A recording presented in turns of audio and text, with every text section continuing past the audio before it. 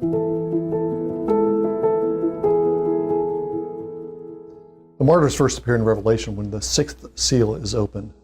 They're under the altar and they're crying out for vengeance. And they're given a promise. They're given white robes. That's a pledge that they will eventually be elevated and ascend into heavenly places and join the heavenly liturgy and the heavenly choir. But they're also given disappointing news. They're given the news that they have to wait a while longer until more martyrs are made. The full number of martyrs has not yet been fulfilled. And in the following chapter, in Revelation chapter 7, we see those additional martyrs marked out for martyrdom. 144,000, 12,000 from each of the 12 tribes, are marked out to be sacrifices and priests, to offer themselves as living sacrifices and dying sacrifices for Jesus. That all takes place fairly early in the book of Revelation, and for a number of chapters, the 144,000 don't appear. We might forget about them, but God hasn't forgotten, and John hasn't forgotten.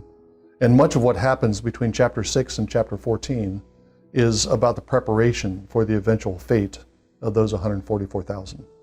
They reappear at the beginning of chapter 14, but things have changed. They're no longer under the altar. They're now on Mount Zion. They're no longer distant from God. The Lamb is among them. And they've already begun to sing the song of heaven.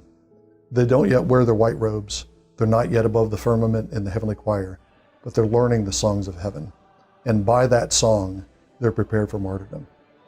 If you want your church to be a church of bold witnesses, people who are prepared to witness to Jesus and to love life even against death, then you need to sing and you need to pray. That's how the martyrs prepare themselves for martyrdom in Revelation. And that's how the church throughout the ages prepares for bold witness for Jesus.